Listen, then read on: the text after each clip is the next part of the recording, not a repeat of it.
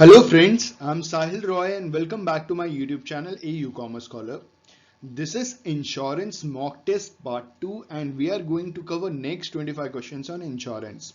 From question number 26 to question number 50. These questions are important for all those candidates who are going to appear for BCom entrance exam, MCom entrance exam, CRET, NET, JRF, State Eligibility Test as well as FOSSEE-TET. अगर ये video beneficial लगे तो like और comment जरूर कीजिएगा. Let's begin with our first question. हमारा पहला question number 26 और क्वेश्चन है there is an average sentence. देखिए एक एवरेज सेंटेंस का इस्तेमाल किया गया है. तो average sentence in an insurance policy. Average sentence का मतलब यह है कि ये अंडर इंश्योरेंस का कंडीशन है. जैसा कि आप जानते हैं कि अंडर इंश्योरेंस और एवरेज इंश्योरेंस दोनों एक ही चीज है. तो अगर किसी पॉलिसी इंश्योरेंस पॉलिसी में अंडर इंश्योरेंस की बात की गई है या एवरेज सेंटेंस शब्द यूज किया गया है, इसका मतलब वो अंडर इंश्योरेंस है. ठीक है. आगे इन्होंने कहा है कि a house is insured for 30,000 whereas the real value of the house is 40,000. एक हाउस की कीमत है 40,000 लेकिन उन्होंने उस हाउस का इंश्योरेंस कराया सिर्फ 30,000 रुपीज का. Due to a fire there is a loss of 24,000. How much compensation will be paid by the insurance company? उस 40,000 का घर था जिसमें 30,000 का इंश्योरेंस था. ठीक है, इंश्योरेंस कवर लिया था अंडर इंश्योरेंस. और कहा जा अंडर इंश्योरेंस का मतलब ये होता है कि जितने की प्रॉपर्टी होती है ना उसके कम वैल्यू का इंश्योरेंस लेना इज अंडर इंश्योरेंस या एवरेज इंश्योरेंस. ठीक है. इन्होंने ये बोला कि 40,000 के मकान में जिसमें 30,000 का पॉलिसी लिया गया था उसमें 24,000 का नुकसान हो गया आग लगने की वजह से. ठीक है. अब इंश्योरर कितना कॉम्पनसेशन पे करेगा, यह आपसे सवाल पूछा गया है. We have 4 options. पहला ऑप्शन 24,000, दूसरा ऑप्शन 30,000, तीसरा ऑप्शन 18,000 और चौथा ऑप्शन 16,000. इस क्वेश्चन का सही आंसर है ऑप्शन सी 18,000. अब ये कैसे हुआ जरा समझिएगा. देखिए प्रॉपर्टी की वैल्यू थी 40,000 तो उसका कितना परसेंट इंश्योरेंस कराया था 30,000, दैट इज 75%. ठीक है. 40,000 प्रॉपर्टी की वैल्यू थी तो उसका 75% इंश्योर्ड था. 40,000 का 75% होता है 30,000. तो जितना लॉस हुआ उसका 75% आपको कॉम्पनसेशन मिलेगा. तो लॉस कितना हुआ 24,000 तो कॉम्पनसेशन कितना मिलेगा 75% ऑफ 24,000 दैट इज 18,000 रुपीज. ठीक है. यहां पे देखिएगा ये मैंने लास्ट लाइन में आपको समझाने के लिए एडअप किया है. 75% of 40,000 is 30,000 and 75% of loss will be paid is equal to 75% of 25,000 that is 18,000 rupees. Option C is the correct answer for the given question. हमारा अगला क्वेश्चन नंबर 27. क्वेश्चन है हमारा first time the organisation of life insurance came into existence. पहली बार दुनिया में पहली बार life insurance organisation life insurance का जो ऑर्गेनाइजेशन है वो एग्जिस्टेंस में किस देश में आया. We have 4 options. पहला ऑप्शन इन अमेरिका, दूसरा ऑप्शन इन इंग्लैंड, तीसरा ऑप्शन इन इंडिया और चौथा ऑप्शन इन जापान. इस क्वेश्चन का सही आंसर है first time the organisation of life insurance came into existence in option B England. दुनिया में पहली बार इंश्योरेंस बिजनेस इंग्लैंड में शुरुआत हुई. ठीक है. और स्पेशली लाइफ इंश्योरेंस की बात कर रहे हैं ना, लाइफ इंश्योरेंस की शुरुआत इंग्लैंड में हुई थी सबसे पहले. ठीक है. हमारा अगला क्वेश्चन नंबर 28 और क्वेश्चन है हमारा safety and investment both elements are present in. Safety और इन्वेस्टमेंट का जो एलिमेंट है ये दोनों एलिमेंट इन चारों में से किस इंश्योरेंस पॉलिसी में प्रेजेंट होते हैं. पहला ऑप्शन ओनली लाइफ इंश्योरेंस, दूसरा option life and fire insurance, तीसरा option marine and fire insurance, चौथा option all of the above. इस क्वेश्चन का सही आंसर है safety and investment both elements are present in only life insurance. Option A is the correct answer for the given question. सिर्फ life insurance में safety और investment मौजूद होता है और कहीं नहीं. हमारा अगला क्वेश्चन नंबर 29. क्वेश्चन है हमारा the contract of life insurance is. ठीक है. We have 4 options. पहला ऑप्शन सर्टेनिटी, दूसरा ऑप्शन इंडेमनिटी, तीसरा ऑप्शन सेफ्टी और चौथा ऑप्शन गारंटी. तो इस क्वेश्चन का सही आंसर है the contract of life insurance is safety. Safety का कॉन्ट्रैक्ट होता है लाइफ इंश्योरेंस का. ठीक है. The contract of life insurance is option C safety. Life insurance safety के लिए ही है। और देखिए, इंसान का मरना इज डेफिनेट, लेकिन डेट और टाइम किसी को पता नहीं। कहा जाता है, इंग्लिश में कहावत है, कहते हैं कि मैन इज मॉर्टल। जो चीज पैदा होती है वो एक दिन खत्म जरूर हो जाती है। हम सबको मालूम है हम सब लोग एक दिन मरेंगे, लेकिन डेट और टाइम नोबडी नोस। ठीक है, तो यहां पे कौन सी सेफ्टी की बात हो जा रही है लाइफ इंश्योरेंस में? It is financial safety. ठीक है, the contract of life insurance is safety. Option C is the correct answer for the given question. Financial safety किसकी? डिपेंडेंस की। अगला क्वेश्चन है हमारा, क्वेश्चन नंबर 30। क्वेश्चन है हमारा, the following insurance is not a contract of indemnity. इन चारों में से कौन सा कॉन्ट्रैक्ट इंडेमनिटी का कॉन्ट्रैक्ट नहीं है? ठीक है, वी हैव 4 ऑप्शंस। पहला ऑप्शन लाइफ इंश्योरेंस, दूसरा ऑप्शन मरीन इंश्योरेंस, तीसरा ऑप्शन फायर इंश्योरेंस, चौथा ऑप्शन असेट इंश्योरेंस। इस क्वेश्चन का सही आंसर है ऑप्शन ए, लाइफ इंश्योरेंस। आपको मालूम है लाइफ इंश्योरेंस में इंडेमनिटी, प्रिंसिपल ऑफ इंडेमनिटी भी नहीं होता, और साथ ही साथ लाइफ इंश्योरेंस में प्रिंसिपल ऑफ सब्रोगेशन भी नहीं होता। सब्रोगेशन का मतलब होता है ट्रांसफर ऑफ ओनरशिप। ठीक है, लाइफ इंश्योरेंस में नहीं होता। इंडेमनिफिकेशन का मतलब लॉस होने से पहले जिस लेवल पे थे, लॉस होने के बाद आप सेम लेवल पे आ जाओ, दिस इज कॉल्ड इंडेमनिफिकेशन। तो लाइफ इंश्योरेंस में किसी के मरने के बाद उसकी रिकवरी तो हो ही नहीं सकती, और उसका वैल्यूएशन भी पैसे में नहीं हो सकता।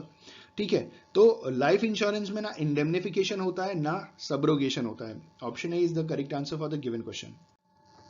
हमारा अगला क्वेश्चन, क्वेश्चन नंबर 31। क्वेश्चन हमारा, in which type of insurance insurable interest is not essential.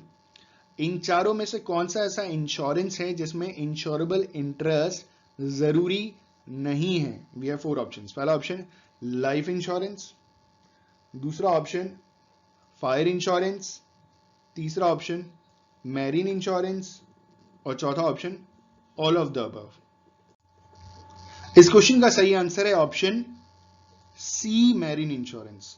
अब मैरीन इंश्योरेंस को ध्यान से समझिएगा कि marine insurance is based on the insurable interest in the property, although it is important to note that it is not essential for the insured. I repeat, it is not essential for the insured to have an insurable interest at the time of effecting the insurance. Instead, he or she should have such an interest in due course of time. मतलब समझ रहे हैं? देखिए, marine insurance एक ऐसा insurance है जहां पे इंश्योरेंस लेने के समय जरूरी नहीं आपका इंश्योरेबल इंटरेस्ट हो, लेकिन at the time of loss, जब लॉस ऑकर हो रहा हो, तो मिटिगेशन ऑफ लॉस करने के समय आपका इंश्योरेबल इंटरेस्ट होना बहुत जरूरी है। लाइफ इंश्योरेंस में इंश्योरेबल इंटरेस्ट पॉलिसी लेने के टाइम जरूरी है। फायर इंश्योरेंस में पॉलिसी के साथ साथ जब लॉस ऑकर हो रहा है तब भी जरूरी है। मरीन इंश्योरेंस में पॉलिसी लेने के समय जरूरी नहीं है। ठीक है, लेकिन लॉस होने के टाइम क्योंकि मिटिगेशन ऑफ लॉस आपको करना पड़ेगा, मिनिमाइजेशन ऑफ लॉस करना पड़ेगा, तो वहां पे आपको मरीन इंश्योरेंस पॉलिसी के लिए जरूरी होता है। तो यहां पे सवाल पूछा गया है कि किसके लिए एसेंशियल नहीं है, तो हम मान करके चलेंगे कि मरीन इंश्योरेंस के लिए एसेंशियल नहीं है। ठीक है, और ये बुक्स में भी लिखा हुआ है, तो घबराइएगा नहीं। इस क्वेश्चन का बिल्कुल सही जवाब है ऑप्शन सी, मरीन इंश्योरेंस। हमारा अगला क्वेश्चन, क्वेश्चन नंबर 32। क्वेश्चन है हमारा, the doctrine of insurance interest can be applied to. जो डॉक्ट्राइन है इंश्योरेंस इंटरेस्ट का ना, इंश्योरेंस इंटरेस्ट या इंश्योरेबल इंटरेस्ट, वो किसके ऊपर एप्लीकेबल होता है? We have 4 options. पहला ऑप्शन है हमारा ओनली लाइफ इंश्योरेंस, दूसरा ऑप्शन ओनली फायर इंश्योरेंस, तीसरा only fire and marine insurance, और चौथा ऑल टाइप्स ऑफ इंश्योरेंस।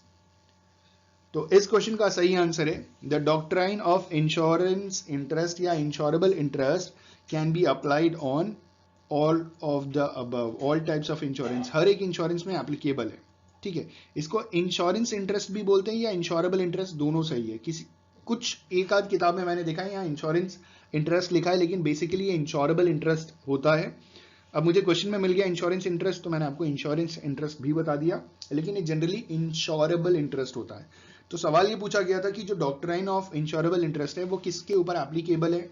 वो हर एक इंश्योरेंस के ऊपर एप्लीकेबल है। Option D is the correct answer for the given question. हमारा अगला क्वेश्चन, क्वेश्चन नंबर 33। क्वेश्चन है हमारा, when the insurance policy is transferred to a third insurance party or person is called। जब किसी insurance policy को third insurance person या party को transfer करते हैं तो उसे क्या बोलते हैं? देखिए, थर्ड पार्टी का मतलब समझिएगा, इंश्योरेंस कॉन्ट्रैक्ट में पहले ही 2 पार्टीज होती हैं। एक होता है इंश्योरर जो इंश्योरेंस कंपनी है, दूसरा होता है इंश्योर्ड जो पॉलिसी होल्डर है, ठीक है।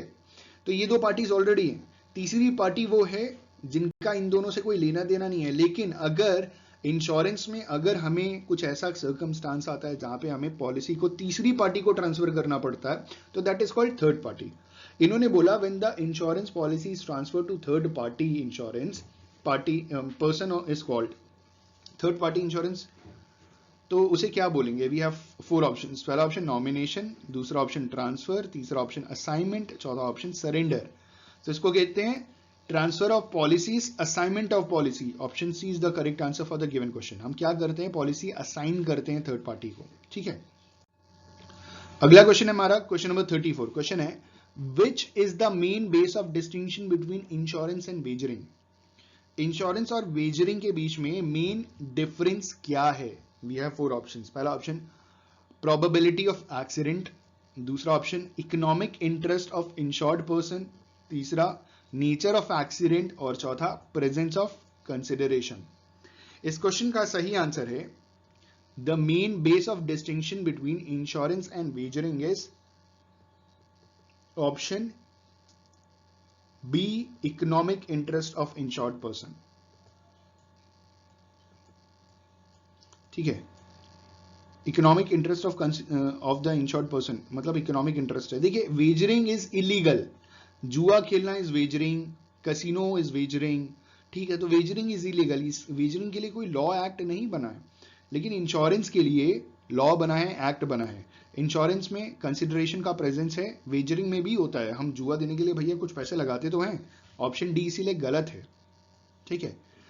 नेचर ऑफ एक्सीडेंट भी नहीं होगा। Economic interest of person is the correct answer. Reason ये है कि जुए में इंसान बहुत लालची हो जाता है, लेकिन इंश्योरेंस में इंसान उतना लालची नहीं होता, क्योंकि जुए में जितना जल्दी उसको बेनिफिट मिलता है उतना इंश्योरेंस में नहीं मिलता, और जुए में उसका लॉस हो जाता है। वेजरिंग में लॉस हो गया तो गया पूरा पैसा, इंश्योरेंस में नहीं जाता कोई भी पैसा। चाहे इंसान लाइफ इंश्योरेंस की बात करें तो इंसान का अगर डेथ होगा या मेच्योरिटी होगी उसको उसका पैसा जरूर मिलेगा। तो it is option B economic interest of insured person. और वो इकोनॉमिक इंटरेस्ट ये भी होता है कि उसके मरने के बाद ये इकोनॉमिक जो पैसा है ना, धनराशि उसकी फैमिली को मिले, ताकि उसकी फैमिली को कोई दिक्कत ना हो, ठीक है। Option B is the correct answer for the given question. हमारा अगला क्वेश्चन क्वेश्चन नंबर 35। क्वेश्चन है हमारा a contract of insurance will be invalid if. Insurance का कॉन्ट्रैक्ट इनवैलिड हो सकता है जब वी हैव फोर ऑप्शंस। पहला option the fact have not been shown, दूसरा the insurance policy has lost, तीसरा the payment of insured money has been made, और चौथा the insured person has died. इस क्वेश्चन का सही आंसर है a contract of insurance will be valid if the fact have not been shown. That is utmost good faith का जो principal है उसको अगर अप्लाई नहीं किया, आपने सारे फैक्ट नहीं बताए। अटमोस्ट गुड फेथ में मटेरियल फैक्ट बताते हैं इंश्योरर को, ठीक है। तो अगर आपने ये जो कंडीशन है या क्लॉज है ना, ये अगर आपने फुलफिल नहीं किया तो इंश्योरर क्लेम देने से साफ साफ मना कर सकता है। ये टर्म्स एंड कंडीशंस में बोला गया। तो आपको क्या करना है? ये काम नहीं करना है। इस क्वेश्चन का सही आंसर है ऑप्शन ए। क्वेश्चन पूछा था अ contract of insurance will be invalid अगर कोई इंडिविजुअल फैक्ट नहीं बताता है, तो छुपा लेता है, तो option is the correct answer for the given question. हमारा अगला क्वेश्चन क्वेश्चन नंबर 36। क्वेश्चन है हमारा which is the correct principle of insurance. इन चारों में से इंश्योरेंस का करेक्ट प्रिंसिपल क्या है? पहला option all contract of insurance are known as indemnity contract, दूसरा only marine and life insurance contract are known as indemnity contract, तीसरा only fire and life insurance contract are known as indemnity contract, और चौथा only fire and marine insurance contract are known as indemnity contract. तो मेरे दोस्तों, जो life insurance contract होता है वो इंडेमनिटी की कैटेगरी में नहीं आता। अगर आप मेरे वीडियोस देख रहे हैं तो आप बड़ी अच्छी तरीके से जानते हैं कि लाइफ इंश्योरेंस में न इंडेमनिफिकेशन होता है न सब्रोगेशन होता है। तो ऑप्शन बी और ऑप्शन सी तो ऐसे ही हम कैंसिल कर देते हैं, क्योंकि दोनों में लाइफ इंश्योरेंस आया है। पहला कह रहे हैं कि ऑल कॉन्ट्रैक्ट ऑफ इंश्योरेंस, तो भैया ऑल कॉन्ट्रैक्ट में तो लाइफ इंश्योरेंस भी आ गया। और आखिरी में कह रहे हैं जहां पे फायर और मरीन इंश्योरेंस, ये ऑप्शन डी एकदम सही जवाब है, ठीक है। हमारा अगला क्वेश्चन क्वेश्चन नंबर 38। क्वेश्चन है हमारा द अश्योरेंस इज अप्रोप्रिएट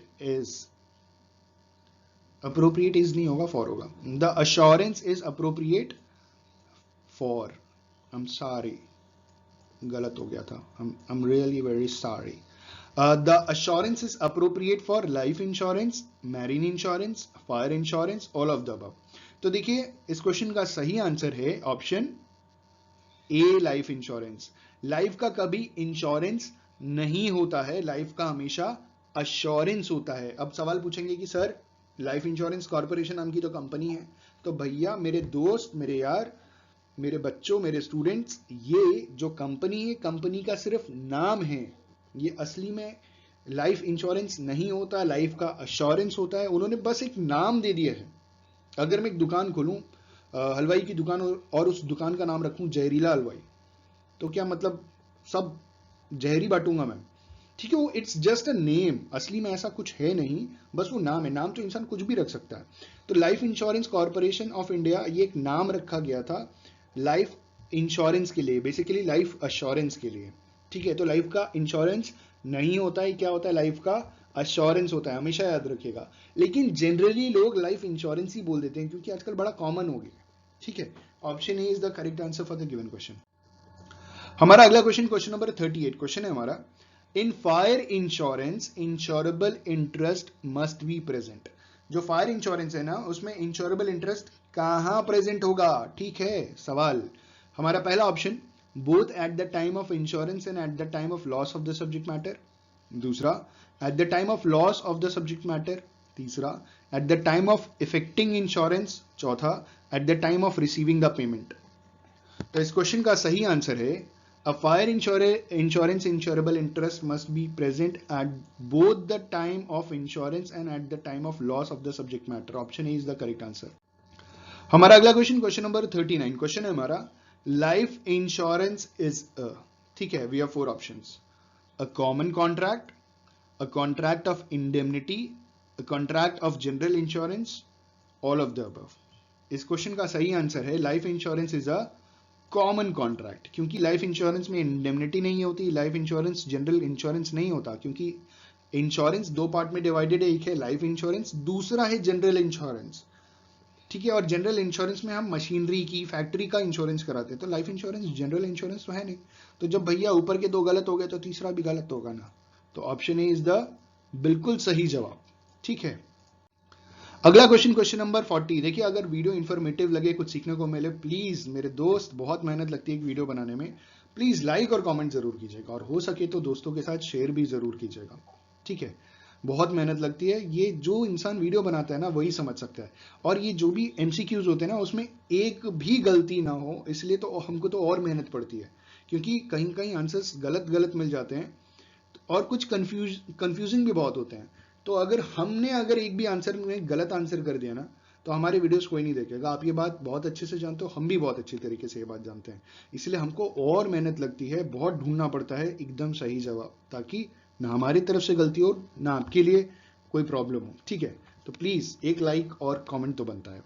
हमारा अगला क्वेश्चन, क्वेश्चन नंबर 40, और क्वेश्चन है हमारा. A ship is so damage that the cost of its repairs will exceed its value after repairs. It is a case of. देखिए, marine insurance अगर आपने पढ़ा है तो आप ये बहुत अच्छी तरीके से जानते हैं कि अगर एक शिप इस हिसाब से डैमेज हो गया कि cost of repair will exceed the value, मतलब शिप की वैल्यू मान लीजिए 1 लाख रुपए, मान लीजिए 1 लाख रुपए है, और वो इस हिसाब से डैमेज हुआ कि भैया आप उसको रिपेयर करना में आपका 1.5 लाख रुपए खर्चा हो जाएगा. ठीक है, उसको वापस उस सिचुएशन में सही सही सलामत लाने में अब आपका और ज्यादा खर्चा हो जाएगा. तो ये कौन सा केस है? We have four options. पहला ऑप्शन एक्चुअल टोटल लॉस, दूसरा ऑप्शन कंस्ट्रक्टिव टोटल लॉस, तीसरा ऑप्शन पार्शियल लॉस, चौथा पर्टिकुलर एवरेज लॉस. तो इस क्वेश्चन का सही आंसर है, a ship is so damaged that the cost of its repairs will exceeds its value after repair. It is a case of actual total loss. Option A is the correct answer for the given question. ठीक है, ये होता है actual total loss. क्या होगा आपका actual total loss? ये आपका एक हिसाब से पूरा का पूरा लॉस हो गया. A ship is so damaged that the cost of its repairs will exceeds its value after repairs. It is a case of actual total loss. पूरा गवा, कुछ ना बचा, का समझे हो. क्योंकि देखिए, कंस्ट्रक्टिव टोटल लॉस में क्या होता है? कंस्ट्रक्टिव टोटल लॉस में आपका लॉस नहीं होता, लेकिन हम लॉस कंसीडर कर लेते हैं. जैसे समुद्र का जहाज बीच समुद्र में फंस गया जहां चारों तरफ बर्फ है. अब वो जहाज वहां से निकल नहीं सकता, क्या जहाज को कोई नुकसान पहुंचा? नहीं। जहाज के सामान को कोई नुकसान पहुंचा? नहीं। तो जहाज को तो कुछ भी नहीं हुआ, लेकिन हम उसे लॉस मान लेते हैं क्योंकि अगले 6-7 महीने तक जहाज वहीं रहेगा क्योंकि बर्फ जमी हुई है, हम शिप को निकाल नहीं सकते वहां से। This is constructive total loss. Partial loss तो है नहीं भैया, पूरा का पूरा चला गवा। ठीक, पर्टिकुलर एवरेज इस टाइप के लॉसेस नहीं होते। तो इस क्वेश्चन का सही आंसर है actual total loss, option A सही जवाब। अगला क्वेश्चन, क्वेश्चन नंबर 41। क्वेश्चन है हमारा, which of the following is an implied warranty in a marine insurance? इनमें से कौन सा एक इम्प्लाइड वारंटी है मेरीन इंश्योरेंस में? We have 4 options. पहला ऑप्शन है हमारा लीगैलिटी ऑफ एडवेंचर। देखिए समुद्र की जो यात्रा होती है ना, उसको क्या बोलते हैं? एडवेंचर बोलते हैं। ठीक है, और एडवेंचर को अगर हम मतलब समझें तो इट इज रिस्की जर्नी। समुद्र की जर्नी बहुत रिस्की होती है, इवन हवाई जहाज की जर्नी बहुत रिस्की होती है। हम पहली बार बैठे रहे, बहुत डर रहे थे, कहा बताएं, बहुत हिलता डुलता है भैया। ठीक है, मतलब वहां कुछ हुआ तो फिर आप वहीं से ऊपर, नीचे लैंडिंग भी ना होगी। तो एडवेंचर का मतलब होता है रिस्की जर्नी, और समुद्र का जो वोएज होता है, समुद्र शिप की जो भी जर्नी होती है उसे हम एडवेंचर ही कंसिडर करते हैं। इन्होंने बोला कि विच of the following is an implied warranty in a marine insurance. तो पहला क्या है? लीगैलिटी ऑफ एडवेंचर, दूसरा है गुड फेथ, तीसरा है सोशल रिस्क, और चौथा है इंडेमनिटी। इस क्वेश्चन का सही आंसर है इम्प्लाइड वारंटी जो मरीन इंश्योरेंस की, that is legality of adventure. मतलब आप इलीगल सामान स्मगलिंग नहीं करेंगे, इलीगल में आपका कोई इंश्योरेंस नहीं होगा। ठीक है, जो मोस्ट इंपॉर्टेंट चीज इंप्लाइड वारंटी में आती है ना, देखिए वारंटी 2 पार्ट में डिवाइडेड है। ठीक है, एक इंप्लाइड एक एक्सप्रेस्ड। तो implied warranty is legality of adventure, option A correct. अगला क्वेश्चन, क्वेश्चन नंबर 42। क्वेश्चन है हमारा, which of the following risk is not insurable? इनमें से कौन सा रिस्क इंश्योरेबल नहीं है? पहला ऑप्शन लॉस ऑफ एम्प्लॉयमेंट, दूसरा स्पेक्युलेटिव रिस्क, तीसरा सोशल रिस्क, और चौथा एक्सपोर्ट रिस्क। तो इस क्वेश्चन का सही आंसर है ऑप्शन बी स्पेक्युलेटिव रिस्क। भैया शेयर मार्केट में पैसा लगा है स्पेक्युलेशन के लिए, क्या वो रिस्क इंश्योरेबल हो सकता है? नहीं। कसिनो में जुआ खेलने में आपने पैसा लगा दिया, ठीक, क्या वो रिस्क इंश्योरेबल हो सकता है? नहीं। तो ये सारे के सारे स्पेक्युलेटिव रिस्क हैं और इनका इंश्योरेंस नहीं होता। ये सारे के सारे वेजरिंग कॉन्ट्रैक्ट में जाते हैं, ना कि इंश्योरेंस कॉन्ट्रैक्ट में। ऑप्शन बी सही जवाब। हमारा अगला क्वेश्चन, क्वेश्चन नंबर 43। क्वेश्चन है हमारा, a person got insured his goods worth rupees 10,000 for 8,000 against fire. Loss by fire to him was 9,000, he claimed. देखिए ये भी आपका अंडर इंश्योरेंस का क्वेश्चन पूछा जा रहा है कि एक इंसान थे, महान महापुरुष सज्जन व्यक्ति थे, उन्होंने 10,000 रुपए के सामान खरीदे और उन्होंने इंश्योरेंस कराया 8,000 रुपीज का अंडर इंश्योरेंस। 10,000 की प्रॉपर्टी, 8,000 का इंश्योरेंस। तो कितने परसेंट का इंश्योरेंस कराया? 80% का। तो लॉस का कितना परसेंट मिलेगा? लॉस जितना हुआ उसका भी 80% मिलेगा। तो लॉस हुआ 9,000, 9,000 का 80% कितना होता है? जल्दी से कैलकुलेट करके बताइए। He will get option D 7,200 rupees. 8 9 से 72 होता है ना, तो 9,000 का 80% कितना हो गया? He will get 7,200 rupees. Option D is the correct answer for the given question. I hope ये समझ में आया होगा आपको। अगला क्वेश्चन, क्वेश्चन नंबर 44। क्वेश्चन है हमारा, where more than one fire insurance policy is taken to cover the same risk is called. जिस सिचुएशन में, जिस जगह पे एक ही रिस्क को कवर करने के लिए एक से ज्यादा इंश्योरेंस पॉलिसी को ले लिया गया, उसे क्या कहते हैं? We have 4 options. पहला ऑप्शन ब्लॉक इंश्योरेंस, अच्छा, दूसरा री इंश्योरेंस, तीसरा डबल इंश्योरेंस, और चौथा एवरेज इंश्योरेंस। इस क्वेश्चन का सही आंसर है ऑप्शन सी डबल इंश्योरेंस। एक ही रिस्क को कवर करने के लिए अलग अलग इंश्योरर से आपने ढेर सारी पॉलिसीज ले ली, उसको कहते हैं double insurance. Question number 45। Question है हमारा, which principle is not applies to life insurance? इन चारों में से कौन सा प्रिंसिपल लाइफ इंश्योरेंस के लिए एप्लीकेबल नहीं है? ठीक है, पहला ऑप्शन प्रिंसिपल ऑफ इंडेमनिटी, भाई अब तक तो याद हो गया होगा आपको। दूसरा कह रहे प्रिंसिपल ऑफ कॉस्ट, तीसरा है प्रिंसिपल ऑफ सिमिलैरिटी, और चौथा है नन ऑफ द अबव। इस क्वेश्चन का सही आंसर है, जल्दी बताइए, option A principle of indemnity does not apply, या this principle is not applicable in life insurance. और सब्रोगेशन भी नहीं होता। क्या नहीं होता? सब्रोगेशन। सब्रोगेशन मतलब ट्रांसफर ऑफ ओनरशिप। और इंडेमनिटी, प्रिंसिपल ऑफ इंडेमनिटी भी एप्लीकेबल नहीं होता लाइफ इंश्योरेंस में। ठीक है, ऑप्शन ए सही जवाब। अगला क्वेश्चन, क्वेश्चन नंबर 46। क्वेश्चन है हमारा, insurable interest is one of the essential feature of. जो इंश्योरेबल इंटरेस्ट है वो इनमें से किसका एक एसेंशियल फीचर है? ठीक है, वी हैव 4 ऑप्शंस। पहला ऑप्शन लाइफ इंश्योरेंस पॉलिसी, दूसरा मरीन इंश्योरेंस पॉलिसी, तीसरा फायर इंश्योरेंस पॉलिसी, और चौथा ऑल ऑफ द अबव। इस क्वेश्चन का सही आंसर है insurable interest is one of the most essential feature of all of the above. जितनी भी इंश्योरेंस की पॉलिसीज होती है ना, सब में इंश्योरेबल इंटरेस्ट होना बहुत जरूरी है। ठीक है, मरीन में इंश्योरेंस पॉलिसी इंश्योरेंस करवाने के टाइम जरूरी नहीं है, लेकिन at the time of take जो लॉस ऑकर हो रहा है ना, ऑकरेंस ऑफ एन इवेंट जिससे लॉस होता है, ठीक है, या पेरिल जिससे नुकसान हो रहा है आपको, उस टाइम तो जरूरी है। तो option D is the correct answer for the given question.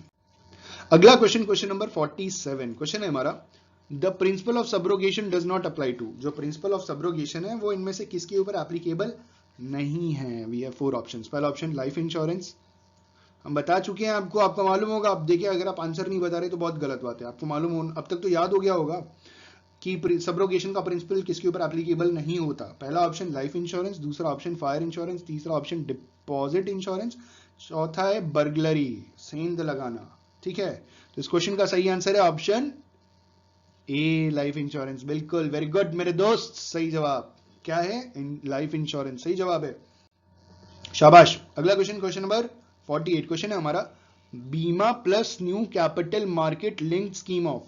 जो बीमा प्लस, बड़ा अच्छा खासा नाम दिया, बीमा plus new capital market linked, ये इनमें से किसकी स्कीम है भैया? 4 बैंक के नाम दिए हुए हैं। ये 4 ऑप्शंस। पहला ऑप्शन आईसीआईसीआई लिमिटेड, दूसरा एलआईसी, तीसरा जीआईसी, जनरल इंश्योरेंस कॉर्पोरेशन होता है जीआईसी, एचडीएफसी बैंक है भैया, हाउसिंग डेवलपमेंट फाइनेंशियल कॉर्पोरेशन। तो इसमें से किसका है?